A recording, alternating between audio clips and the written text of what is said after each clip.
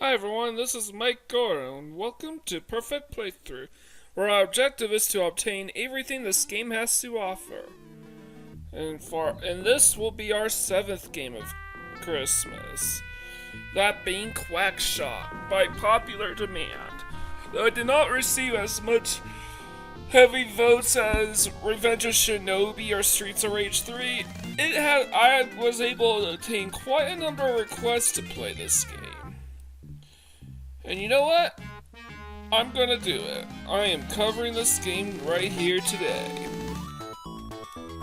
Now, Quackshot is basically what I would call an adventure platformer, meaning that there are puzzle elements that need to be solved. One day, Donald came across an old book in Uncle Scrooge's study. The title of the book was King Garuzia's Great Duck Treasure. According to the book, Garuzia was once the leader of a great duck kingdom. Just before he died, King Garuzia hid his most prized possession at a secret location. Tucked inside the book, Donald found a map showing clues to where the treasure could be found. Wow, Donald exclaimed. If I could find a treasure like this, I'd be richer than Uncle Scrooge. One of Pete's gang had been spying through the window and saw everything. Donald took the map with him as he started to head home. Pete's gang chased after Donald and the treasure map. Donald could see an open manhole ahead and jumped over it, but Pete's gang all fell in. Donald took Huey, Louie, and Dewey to the plane to take off on the great treasure hunt, but just then Daisy appeared. Donald, where are you going? You were supposed to be at my house for dinner an hour ago. Daisy, something very important's come up. I'm gonna find something special for you, and I want it to be a surprise. Donald, wait, come back! Donald! And the nagging wife. Donald and his nephews took off in their plane, leaving a furious Daisy behind. Months later, Pete's gang flew after them in a plane of their own. And that is the story. Now the objective is to explore stages in whatever order you like, trying to acquire items, ammo, and upgrades for our main weapon, which is that plunger I'm shooting. And you press and hold A so you can continuously run. C jumps and B fires your projectile weapon of choice. And you press pause to access the menu. So I call it an adventure platformer because you are literally on an adventure trying to solve puzzles. And you aren't quite sure what order you're supposed to do things, but I will show you the order.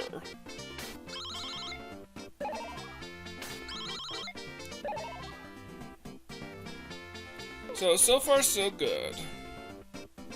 Yeah, you have to do Mexico. You have to do Mexico. Well, you could do any of the levels you want, but eventually you're gonna have to go do Mexico first.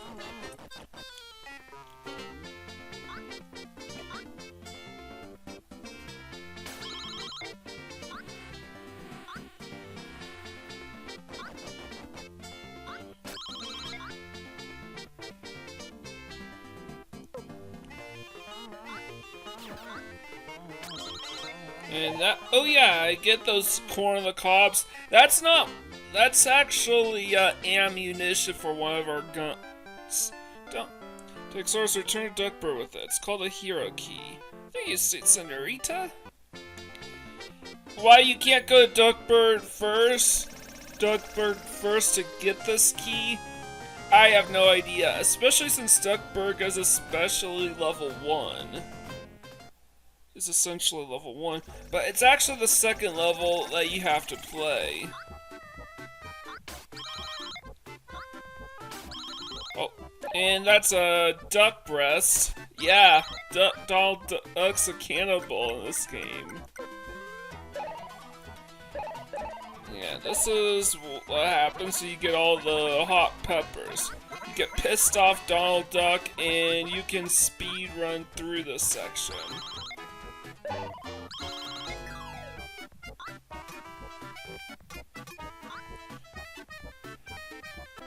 Have you seen the hero key? God, right here. Are you a hero? I'm trying to be a hero. Then take it and good luck. Okay. And now you press pause, press A to call the airplane. And even though you think that you have to collect all the items in order to achieve a perfect playthrough, that's mandatory to beat this game.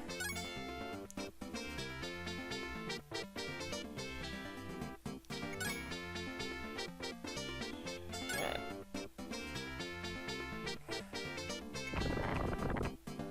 And that's how you do it. You have to use the item in question right on top of the place that you're meant to use it.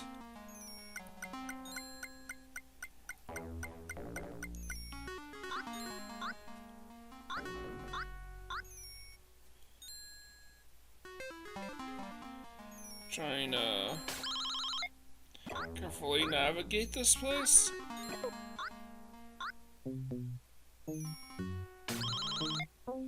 As a side, this isn't a speedrun of Quackshot.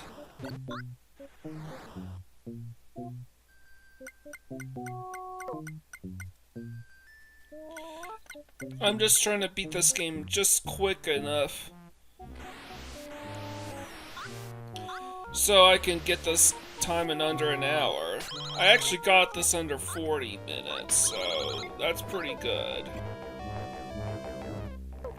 The controls here are kind of slippery, particularly the movement.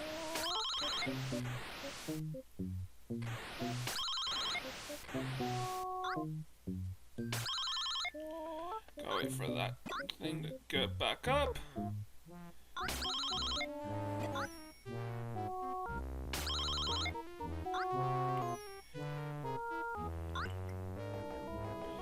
And it never occurred to me that I could just slide.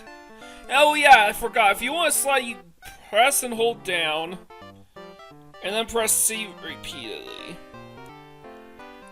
You're back. Maybe if you shoot at walls and things, it will help you reach high places. A gyro and Duckburg is looking for you. The red plunger, that allows you, it can stick to walls so you can climb up it. So you can climb up walls with it.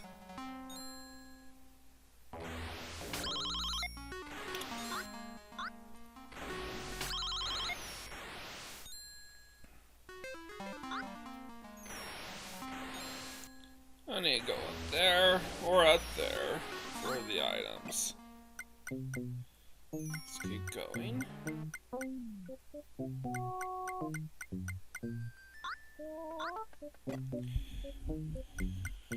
And...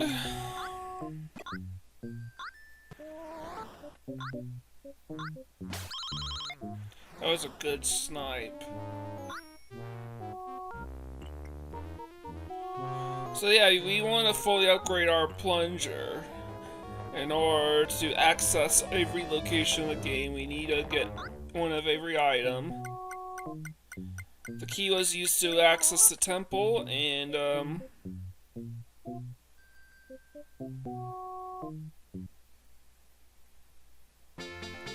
we still need one last gun. So we're heading down to Duckburg.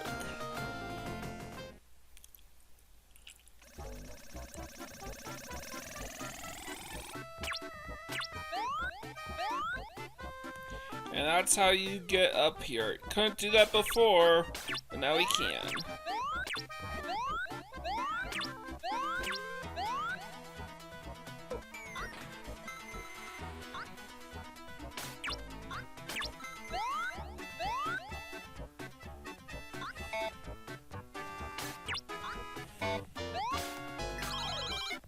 That's good for the popcorn gun. That's the corner the cops are for. Duck breasts fully restore health, and ice cream cones only restore like a bar of health.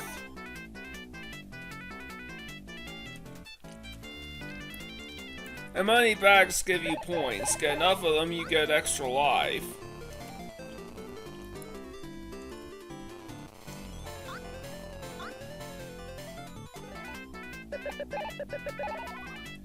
Yeah, I figure I needed those more than I needed the points. But yeah, because there's no save feature, and because all the items are mandatory in order to beat this game,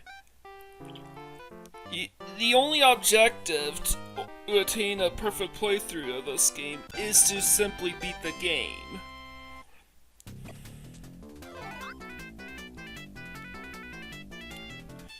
Meaning there's no speedrun that allows you to skip picking up a specific item. You have to get everything.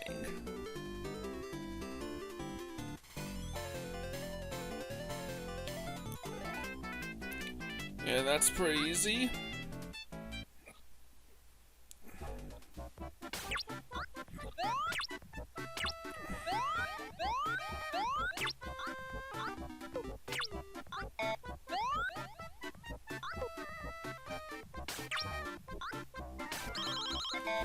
Yeah, I got more corn.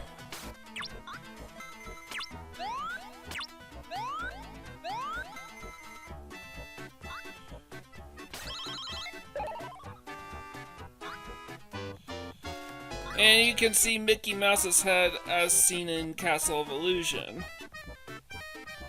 Which is basically proof that Quackshot was made by the same developers that made Castle of Illusion. Though it's not really a sequel to that game. Now we go to Transylvania.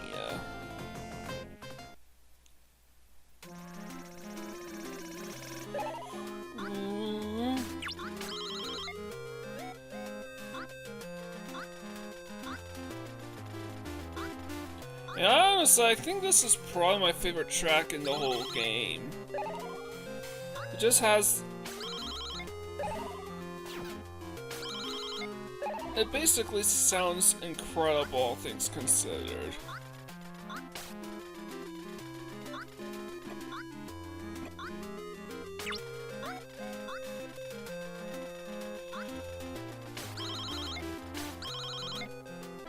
Wow, this is Prince Dracula's castle.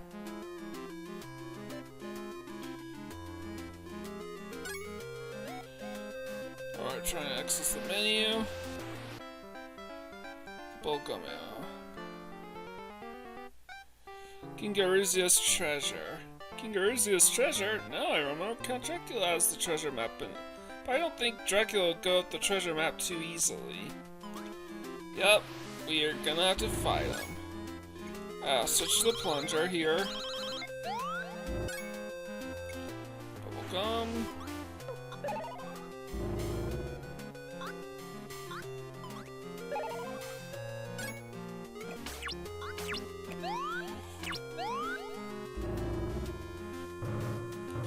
And I'm just gonna keep sliding.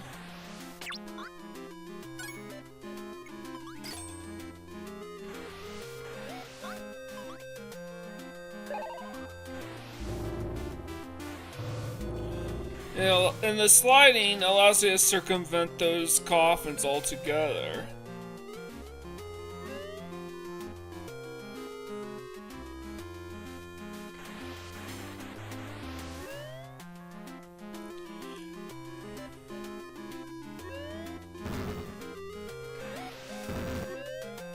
Trying to navigate, and this is literally the only underwater section in the whole game.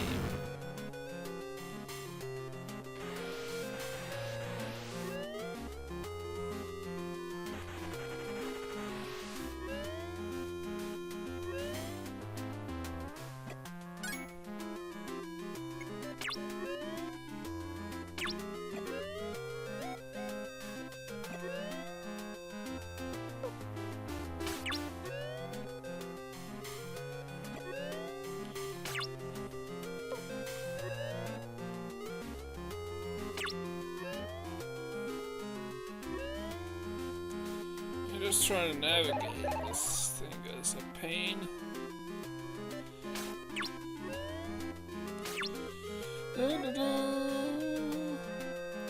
Yeah, that's the one part of that stage that sucks.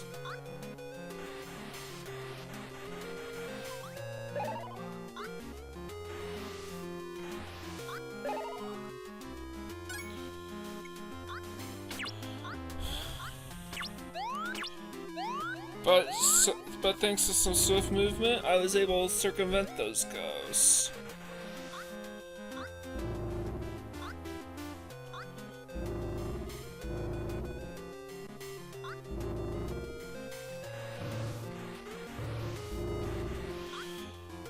And just continue sliding. And once you begin to climb, the wall to your left starts crushing you, so gotta hurry.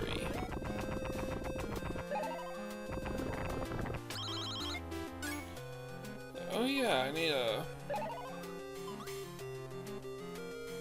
fire my bubblegum gun.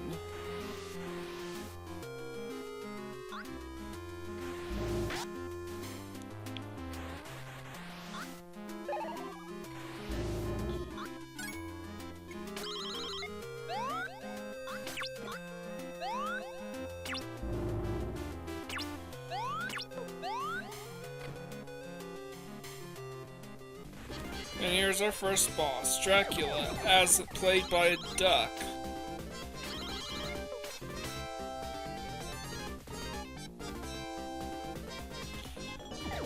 So I guess it's true. A duck that's made of wood is a vampire, but a woman that weighs the same as a duck is made of wood, and therefore a witch.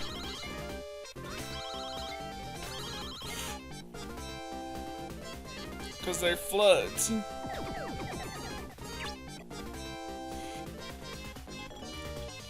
So you can only hit Dracula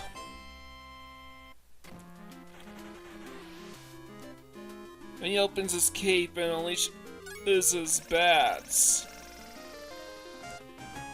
That's fine, we are now done. We can move to the next set of stages. We're going to start with Maharaja, India.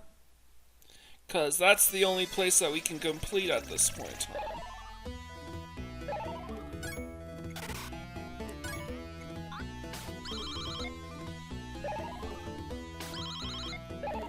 And we are going to just blitz through this section.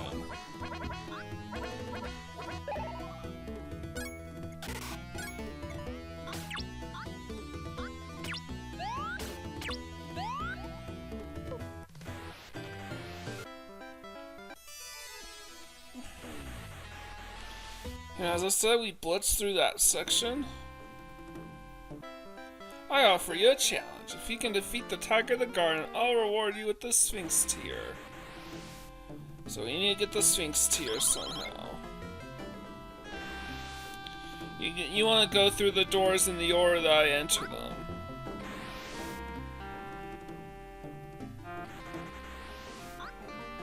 Don't want to go through that door.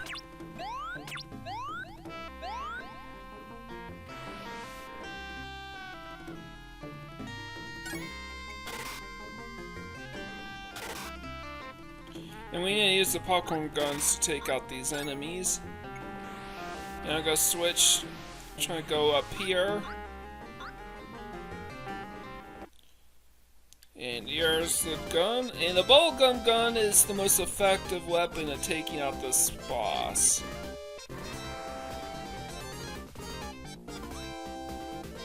You can only damage him when he's in movement.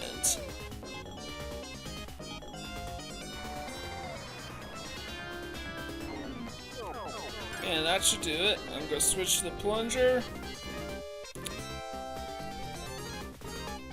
And yes, that tiger does look like Shere Khan, and the spiders look like Kaw. I mean, this was the time of the Disney afternoon, so shows like DuckTales and Tailspin were a common thing at the time.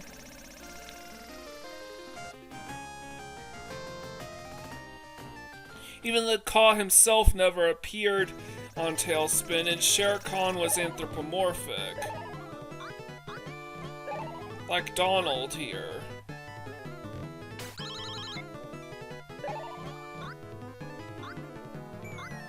And yeah, we want to go to Egypt afterwards. Because now we have the tier, the mermaid's tier, we can go up here.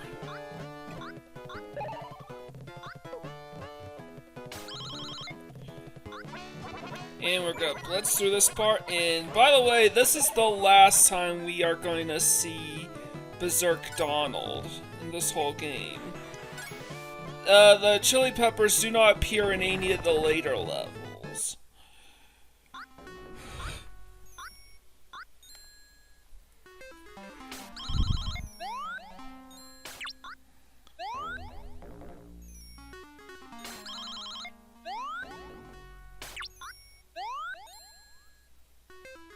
So yeah, we are going through Egypt. Sorry I don't have a whole lot to say. But yeah, I do think this game is even more fun than Castle of Illusion, due to the puzzle solving mechanics.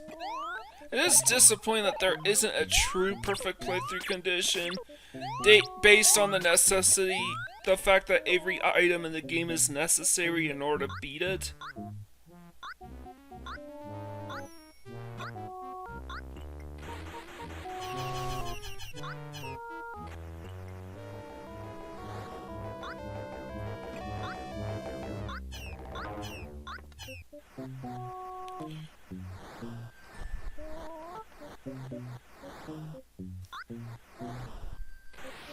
And yeah, some perfect platforming timing here.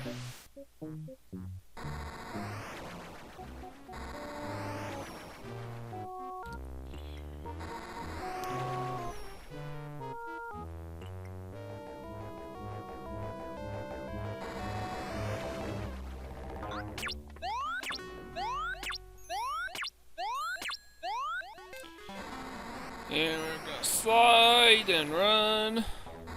Slide and run. And you want to keep holding the run button forward so we can make it down here. We want to examine the scroll. 1 sun, 2 moon, 3 star. That's you have to jump off of these things, not jump on them. And that's the, quote, boss, unquote, of the stage. You know, first Dracula, then the tiger, then this weird puzzle. And there's 3 more bosses for us to take on.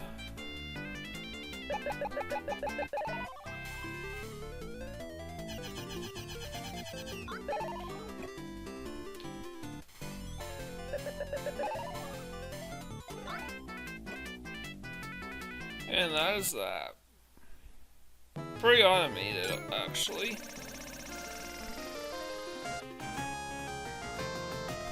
And we are heading to the South Pole next. We can't fetch South Pole right here, but the Staff of Ra will help us get. I wanna wait for that bird to pass us by.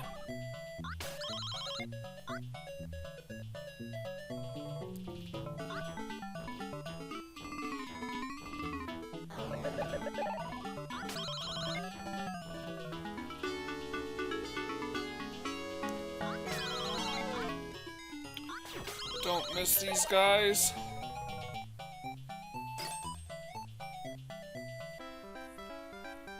Alright, there's a frozen key here, so we want to get the Saphira right on top of the ice block. And we have the Viking key. The Viking key will be useful for the Viking ship, the last level that we've yet to explore.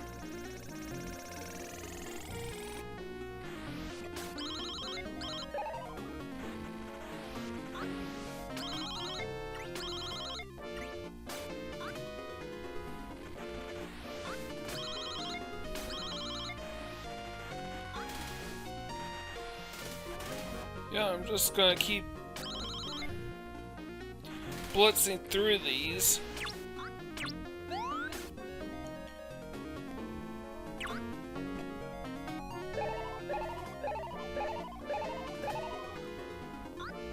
Jump. Run. And ice cream.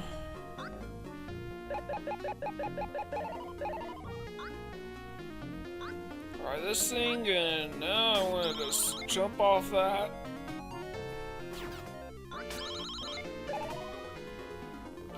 Run, run, run as fast as I can. Then I'll slide. Climb down this ladder.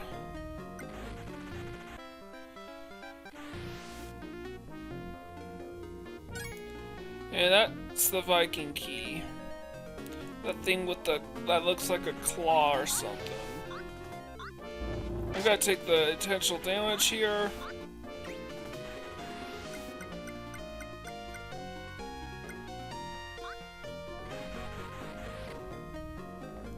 And now we're taking on the third to last boss of the game. Let's stick to the far left because he can't hurt you.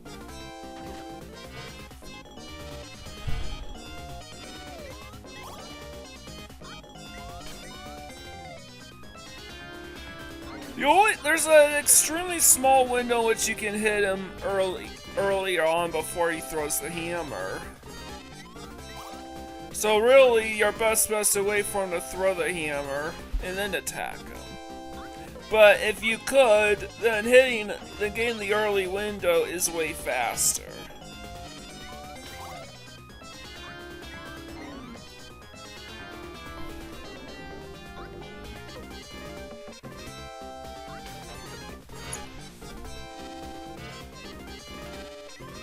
I got the early headshot right there, so that's proof of my assessment. You don't need popcorn. You don't need a popcorn gun or the bubble gum gun in order to hit this guy.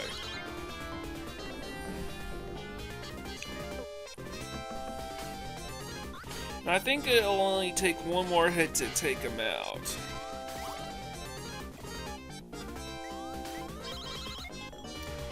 Yep.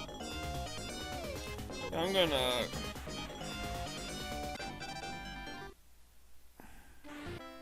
For all the goods, can I have the Viking diary? What?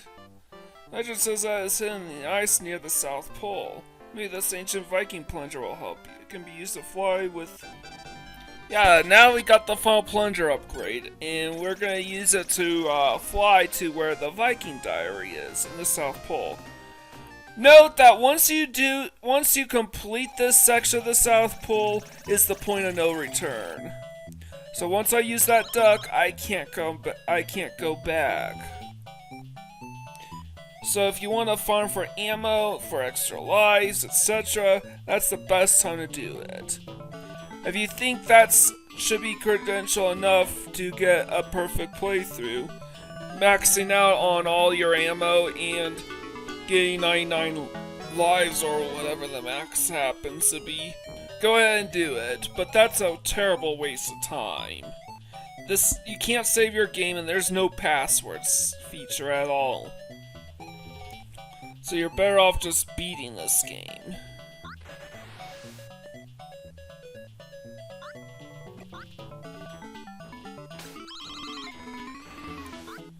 But I am saying to stock up on resources before tackling this section of the game.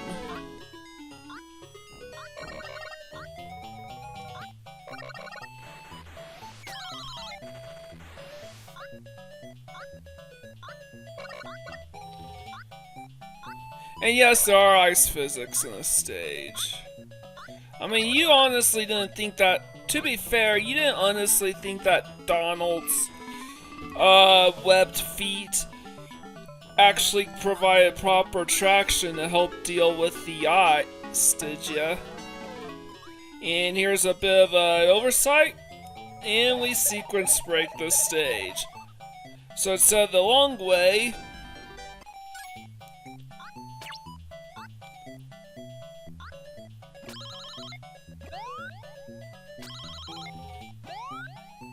I'm able to take this little shortcut here.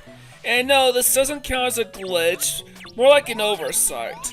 Similar to how you can skip entire sections of a chemical plant, just in Sonic 2, just by taking advantage of the game's physics. If you want to save your nephews, you better give me that treasure map and diary. Help, Uncle Donald, help! Okay, I'll do it. Give me the boys! You're sorry, Uncle Donald. Let's hurry back to our airplane, chase after Pete, take back the diary and map. Alright. The hideout is, like, in the Pacific Ocean west of Duckburg.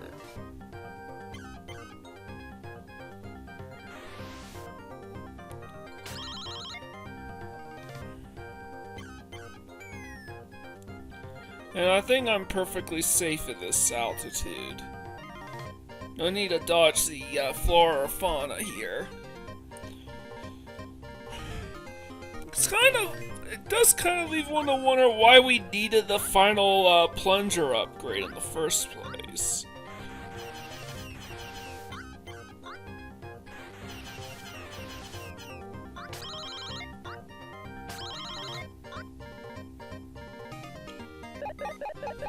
And we're fully healed and stocked up on health and everything. That should be good for the rest of the game.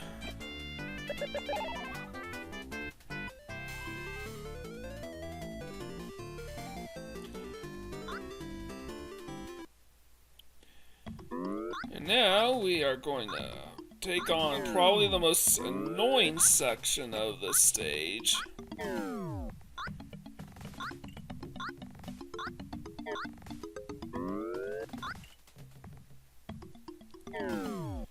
Alright. I mean, this is literally leap of faith the game at this stage.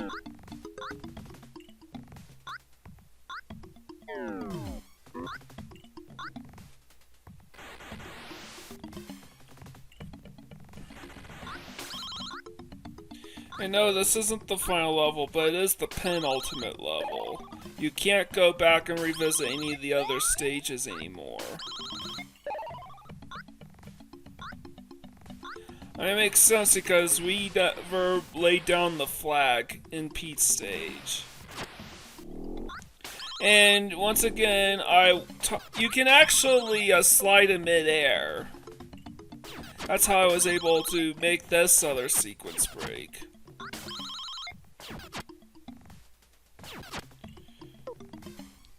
Unfortunately, I can't figure out how to get past this guy, so I'm just gonna take the damage. The big guy is invincible, and is way too big to jump over. And I believe Pete here takes like 10 hits to beat. Switching to the popcorn gun. Not to switch to the plunger, but better late than never. Switch to the popcorn gun.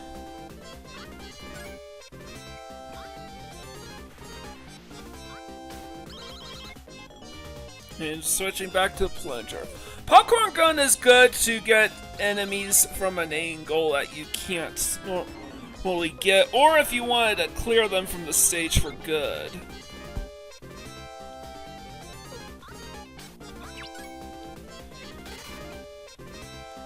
For example, I basically anticipated I wasn't going to hit this guy in time with the plunger, so I fired a couple rounds of popcorn guns at him instead. You always use 5 pieces of ammo per use of the popcorn gun, so I don't use it often. Diary reveals that the map must be dipped in water. When this is done, the location of the real treasure will appear. Let's try dip. Yeah, because that's what you would do when handling a... Oh, you dip the map in water, not the diary.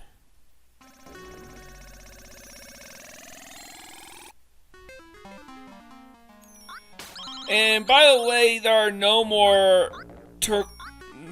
duck breasts, no more ice cream. So no more means of...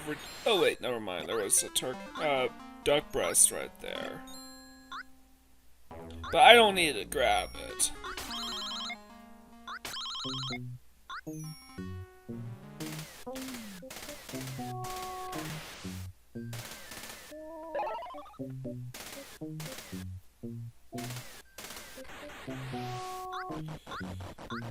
And we are gonna make like Indiana Jones and hop these exploding vines.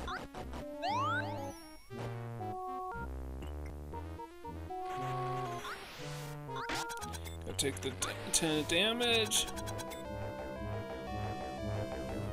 And my objective here, more than anything, is to actually beat a particular cycle so I could get to the next area as quickly as possible.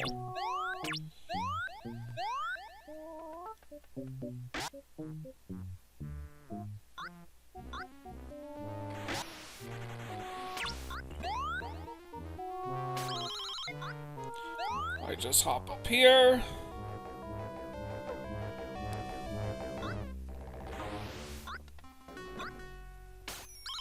I'm gonna go up here. You go the other way, you're basically going all around and around in an endless circle.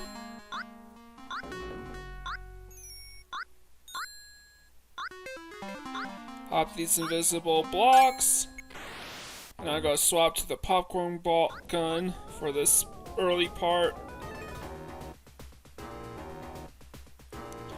As soon as he throws the sword, I'm firing. Lining up my shots and switching to the bubblegum gun.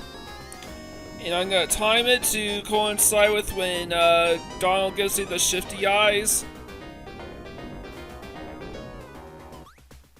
I have to thank a speedrunner on Games Done Quick for doing this. I forgot her name, but I'll put her name in the description down below.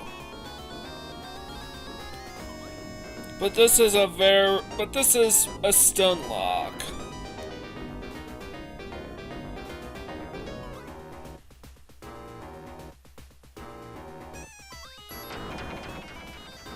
Get out of the way. I'll take the damage because that's the final attack. Finally, someone who is worthy of my treasure. Oh my gosh, it's just a plain stone figurine of a duck princess. Donald, it's nice to see you. Where's my present? This is it, the great duck treasure King Garuzia. This is my present? Is that all? Yeah, that's kind of disappointing.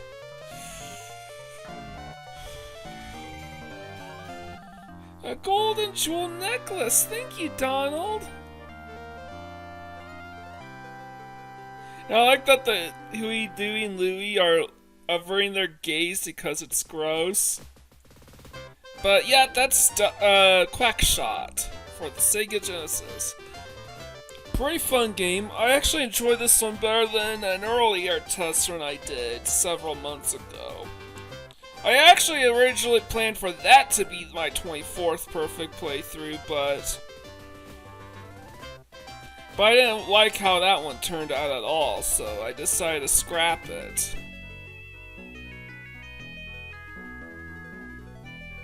Amonga Momo, Ryu.